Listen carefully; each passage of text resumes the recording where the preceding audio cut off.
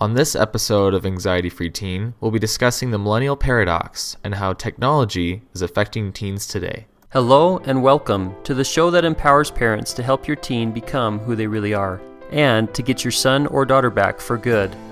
We would like to invite you to get started today by going to anxietyfreeteen.com and watch the latest video that will help you get started fast and dial in quickly on the right way to turn your relationship around today. Welcome, I'm Clifton Brady, teamed up with the kid who did 39 pull-ups this morning. Man, congratulations, that was amazing. It was 9. Oh, did I miscount?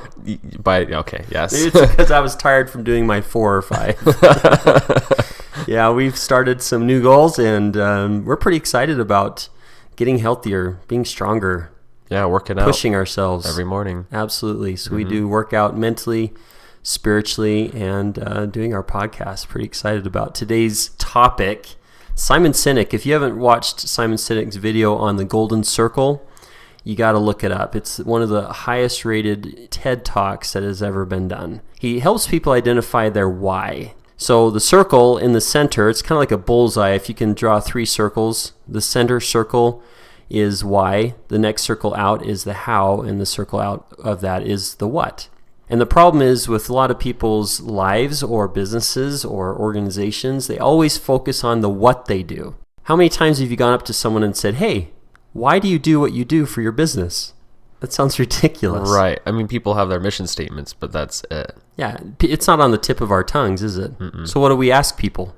What do you do? Yeah, and they say, well, I sell cars. Or I'm an electrical engineer, or... Yeah. We don't talk about why we do it, but we don't sell what people do. We sell why they do it. Exactly. Why did people stand in line for hours and days and weeks to get the next iPhone? It's not what it is. You can buy an iPod anywhere. Right. Or a phone that's... better, yeah. Some people say better. In other stores, they're available today. Mm-hmm. And yet people wait for weeks because they buy why they do it. Now, that might be changing today. That could be debatable, but that's how it all began. And so that's Simon Sinek. And coming from his perspective, he has helped people in organizations and businesses identify why it is that people are leaving in droves, why they're leaving their jobs in 8 months because they haven't made a difference, right? They're not changing the world in 8 months. And so let's get into that. So he said that there's 4 different aspects of why these adolescents turning into adults are having struggles. And what are the 4? The 4 is parenting, technology, impatience, and environment. Which one of those stuck out to you when he first talked about those? Parenting kind of confused me. I mean, I know that there's a lot of different parenting styles, and throughout history, those have changed from each generation. I mean, from latchkey kids up to now where it seems a little bit more strict and laid back in some cases. But the thing that stuck out to me the most was technology and impatience, which is something, I deal with every day, and millennials and teens deal with themselves, of using technology all the time, as well as just impatience with that. Absolutely. And we're going to spend the vast majority of our podcast on that topic, and that's what Simon did. And we'll put the link of this video on our show notes. Yeah, it's really good.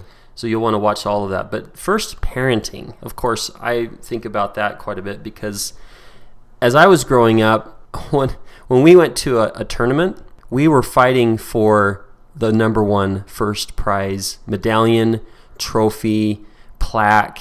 And when we won it, it was huge. I mean, we were excited because we won something and we received something. And then when I became a parent and Austin was fighting for the number 1 prize and we were watching how many scores and everything, I was like, really? There's no trophy for the best team? There's no tournament? There's no... Oh, wait. Oh, there's trophies. Every kid got on every team. Every team got a trophy. Okay, it seemed kind of sweet and cute, and it was fun to cheer them on as they went up and they got their trophy. And, yeah. But it didn't mean anything. I don't display those trophies. I still have them because it reminds me of my little kid soccer days, but I'm not proud of those. They're just pieces of plastic that I didn't deserve, I guess. And there's no story behind it. Like if he shows his trophy, he's like, Dad, tell us the story behind this trophy. Yeah. There isn't any meaning. Nope. Now, of course, it's debatable whether any trophy has a meaning, but I can pull out trophy of a Tucson tournament and I can say, son, this is the trophy where I decided not to play on Sunday. Mm-hmm. We got second place partly because I didn't play on Sunday. Not that I was the best player on the team, but I was really good, and I didn't play. Mm. And that taught me about the importance of keeping the Sabbath day holy. Okay, there's a meaning behind that trophy. There's a meaning behind the story. There's a meaning behind, missing the final goal on a penalty kick. But there's meaning and purpose. And so when a kid gets a trophy, they know they didn't earn it. Let's say it was something that was they were trying to put meaning behind it, but the kid knows he didn't earn it. Yeah. It makes them feel even worse. And that is the complement contradiction. Right. And we've talked about that several times. And if you don't remember that, it's basically when someone feels bad and you try to give them compliments while they feel bad, they feel worse because they do not believe the words that we're saying to them. Right. We're telling them that there's something better than they know that they're not, or at least they believe that they're not. Yep. And so the parenting styles have been, you're special. You can have it just because you want it, not because you earned it.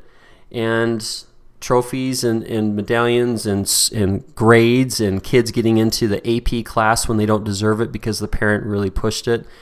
It's just not working. And now we have a generation of kids feeling entitled. I deserve it just because I deserve it. Right. And then when our generation, when we become adults, that's shattered. So they get their first job and all of a sudden they don't deserve the job. Right. Because they're not ready for it.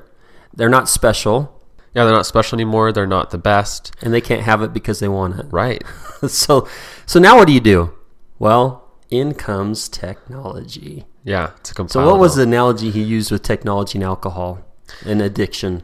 Yeah, so this has been interesting. Recently, I've been taking some addiction courses to learn about what addictions do to the brain, which is fascinating to me because this is something that, teens struggle with a lot, and I want to learn more about it. As I've learned about meth and alcohol and caffeine and just every addiction imaginable. Sugar addiction. Sugar even. Yeah. That it all centers around this chemical called dopamine, and it fires off in our brain and it becomes even more addictive. And so he was comparing the alcohol and technology is just as addictive because it feels good when someone sends you a text. And that's why, like he said, you send out, 10 texts to someone, hey, right? And then when someone texts back, it feels good. Except for, they're not meaningful texts. It's just because you're bored and you want to feel good because adolescence is getting you down. And so we're not going to just have our alcohol cabinet, if you have one, and be like, hey kids, teenager getting you down, here's some drinks, right? We're not going to do that. And yet we're like, hey kids, you're 12 or even younger now, here's technology, a Facebook account, Instagram, and now they're feeling worse because they're addicted to dopamine. We have actual laws on the books of it's illegal to drink under a certain age. Right. It's illegal to smoke under a certain age. It's illegal to gamble under a certain age. All of those things, and yet we say, and there's something almost more, in some cases, more addictive than all three of those combined. And we're like, hey, here you go. It's your 10th birthday. Here's your iPhone. Or here's unfettered access to the internet. Mm-hmm. And these kids and adults, because you're taking your phone to your bathroom. Yep. I mean, where are we not without our phones? Checking your phone right after you wake up and right before you go to bed. And sometimes you stay up late just because you're on your phone or waking up. I wasn't aware of this, but I guess people are waking up in the middle of the night or they're waking up in the first thing in the morning checking their Facebook, and not good. Not good parents. Okay, so I'm talking parents. It's no good. We're showing our kids a bad example, and the kids are seeing it, and they're going to copy us and go to a whole nother level with it. Right. And so this addiction that we're talking about, when they get a ding, they get a like, they get someone sharing their post, they feel really good about that. But what if that doesn't happen? All of their emotional being is in that one superficial, non-existing item, and that's the social media. That's the like. it's not real. Nope. It's not real at all. You're not really friends, even though it says you're friends. Right. I mean, you still might be kind of friends with someone in real life, but that's because you developed a relationship. You had to go talk to them and say, hey, and have the awkward conversations, right? Right. Oh, Whereas dating. Oh, my goodness, yes. Yeah, and people say stuff in text that they would never, ever say in person. Yeah. And that's, again, another addiction or another potential struggle that people can have. So what do you want to share what you did about a month ago before we even watched this, with technology? Which is kind of cool. Yeah, I mean, I'm feeling really good that Simon Sinek's giving me all this advice and stuff, and I've already done some of it, actually. And even if I hadn't, this video inspired me to do that and continue on with this. So I went off my phone for 1 month, and I also went off social media for 2 months. And that was an eye-opening experience for me. I mean, a lot of times I've gone off sugar for a month or different goals, but in the phone and social media case, it was difficult, just like a sugar addiction or any other addiction. The first week, it was kind of like the withdrawal week, I guess you could say, because I was like, oh, I want to post this, or oh, I want to check my notifications. Those notifications are so tempting, the little ding. And so as if the whole world depended on that moment. Right. And like, yet, what if somebody was reaching out to me and I don't respond? Right. How many friends did you lose because of that 2 months? No one. And if I did lose any followers or whatever, that doesn't matter because they were superficial friends. And that's something that's huge is through technology and saying things we want on text or whatever, a lot of the quote unquote friends we have go away because there's something always better going on. And we as teens know that. It's a natural weeding out. And the people that really love you and care about you were so excited that you were back texting them again. And right, texting, responding. and they were also supportive of my goal. I texted a few friends I knew that contact me often. I was like, hey, I'm going off my phone for, a month-ish. I don't know when I'll be back on, but just want to let you know that this is a goal I'm doing. And they responded instead of, oh, okay, or didn't respond at all. Instead, they were like, awesome, Austin, I'm so excited for you. And that made me feel good because I knew which friends were out there that were supporting me in a goal that, I wanted to do. Yeah. There was withdrawal week, and then after that, it became easier. I found I had a lot more time to do things, right? Because instead of being constantly engaged in a text conversation or checking my Facebook all day long, or Instagram notifications that were wasting my time, instead I could do other things.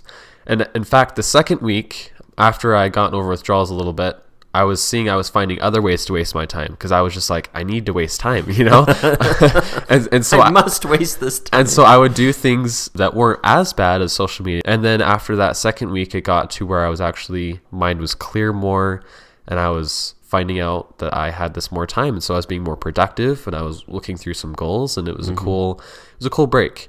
And it's good to go off for a little bit and see, hey, who's in control? Is it me or something else? Yeah. Have you found that coming back on the cell phone, some of the old habits kick in again? It was long enough that I was able to see, hey, these things are coming back in, these habits, and so it was cool to correct those and come in with a plan. So instead of texting all the time and then trying to cut back on that, it was cold turkey, so to speak, and then putting rules in place to keep some myself. Limits, yeah. Yeah. Like when you're going to do it, how late you're going to do it, how often you're going to do it, where you're doing it. Right.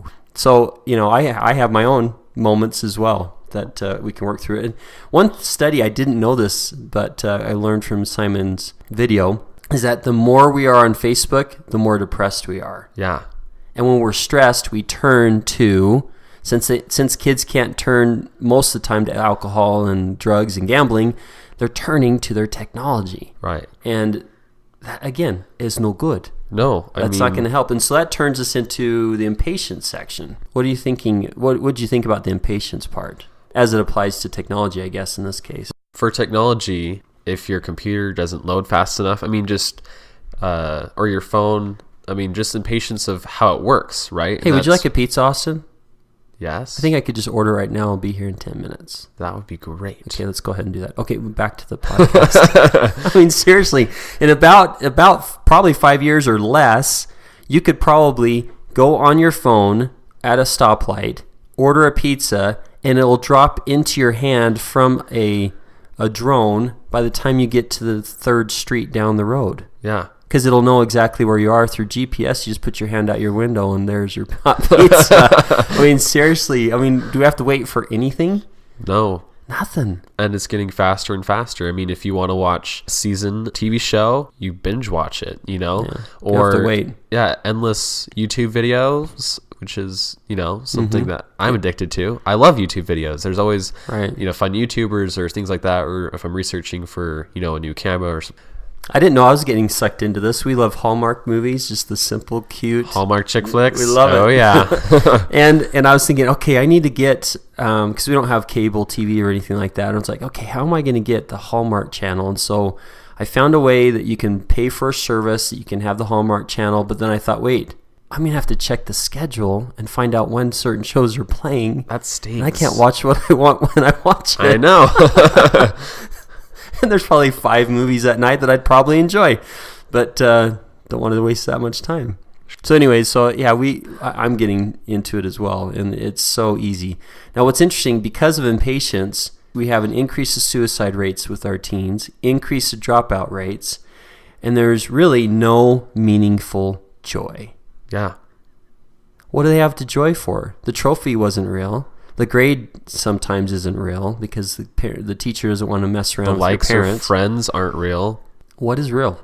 We were asking that question as we were studying this morning, studying the scriptures actually, and I found there's 2 verses that helped me a little bit with this. One was the person that was talking said that I had a vision, and in that I could rejoice. I thought, wow, joy, rejoice. Because he had a vision, even though some of his sons were not as righteous as others, he still had a vision that there was possible that they could find joy themselves. And with the other parts of his family, them finding that joy, he knew was possible. So having a vision was critical. What was the other part? And the other one was a verse that said that they partook of the fruit, and in that they did have joy. They were filled with joy. And the fruit in this example has to do with the gospel of Jesus Christ. As I apply that to life in general, I'm finding that people literally are not eating the way they need to eat for their bodies to be fed, for their mind to feel calm, to be able to cope and have more clarity. Right. Those are the 3 things that the Empower Plus Q96 does, the formula that I'm using and helping people with every day, all day long. And it's interesting to me that the people I meet that are on or doing things of medicine and whatnot, they're numb. They don't feel happy and they don't feel sad. They just feel blah. They feel numb. And what's interesting is with this technology, that's one of the things that Simon talked about a lot, is they feel numb. Yeah. They don't feel anything, and they have to get this rush, this real quick rush, this ding, this like, this share, this post, this picture. We want to feel video so bad. I know a lot of teens that listen to dark kind music. Of darker, heavier music that's meaningful. I mean, we all love meaningful songs, right? Yeah. But it's darker, right? And that's good. Because they're trying occasionally, to feel. But not if it's all the time. They're trying to feel something, and they have to go to darker music because that gives them the feeling that they want. Yeah. So to unnumb the youth, one of the, 2 things we're finding. Obviously, one is they gotta know who they are. They've got to know who they are, but they don't know who they are unless they get their brain balanced. Right. Because they feel numb. They feel confused, they feel frustrated, they feel angry, they feel edgy, all these kind of things. And then, once we've balanced the brain and they know who they are, really truly know who they are, without their technology, without all these kind of things, finding true joy, then developing those new relationships. And I know I say that over and over and over again, but it's really working. It's helping people in real ways. You've heard the interviews that we've had. But yeah, that's what's going on. So last thing before we move on, with impatience, I do this all the time, and I hear millennials all the time talk about it too, is I want to make an impact. I want to make a difference in the world, right?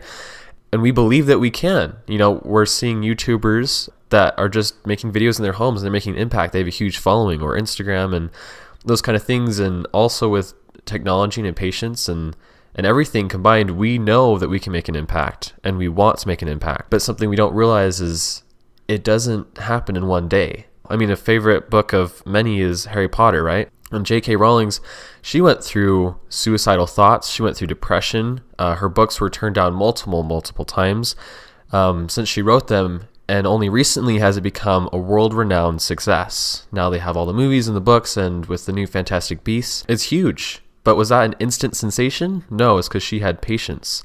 Maybe she wasn't feeling patient at times, but she went through the hard work. And so when it comes to having meaningful relationships, it's not swiping right. It's the meaningful conversations that you have in person. When we're trying to make an impact in a company or to find fulfillment, it's not going to take a long time.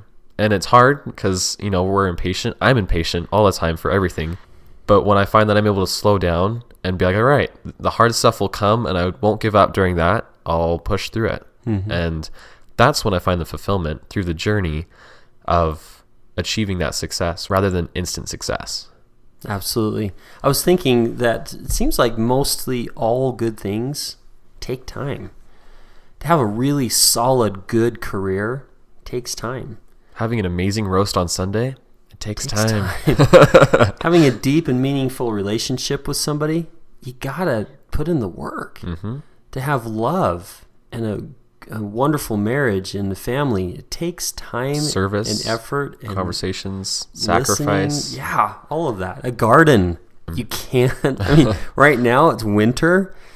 You can't plant right now. You have to wait to even plant. Yeah, you can't have instant peaches. Yeah. I wish we could. And then it takes days until it even pops out of the ground. And then you got one leaf. It's like, whoa, there's one leaf. Yeah. And it's amazing what happens when you get into, July and September, August, September, and boom.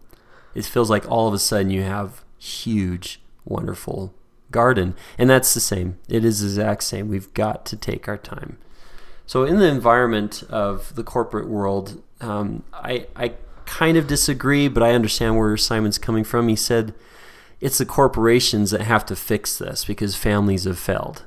And he's probably right. Mm-hmm. Families are failing. The foundation and the fabric of our nation is built on family and family structure. And unfortunately, as a nation, there is no value in husbands, wives, and children.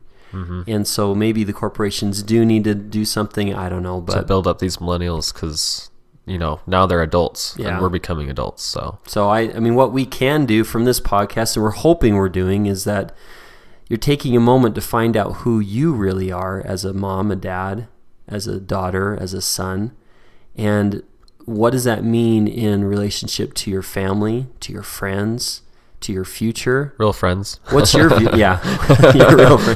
your vision of your future? The scriptures say where there is no vision, the people perish. It's so true. Mm-hmm. And so I hope from this podcast that you'll take from this an opportunity to just reflect on where are you now? Because you don't know, you can't get to where you want to go until you know where you are. And then write down where you want to go. What does that look like? Who do you want to become? And if it hurts and it's painful, then you're probably on the right track. It's good. Yeah. That's the pain that we're looking for. This is a good pain, a growth pain, a eustress, they call it. And pain is temporary. Yeah. Once you get over that, it won't last. Yeah. The pain of watching you do 9 pull-ups. And I can only do 5. So we want you to know that we're here for you as best we can, and if you want to reach out to us to get more specific help, you're more than welcome to do that. And hope you have a wonderful and amazing new year. Austin and I would like to thank you again for listening to our Anxiety Free Teen podcast. We would like to invite you to go to anxietyfreeteen.com, where we continue the conversation of helping teens become who they really are.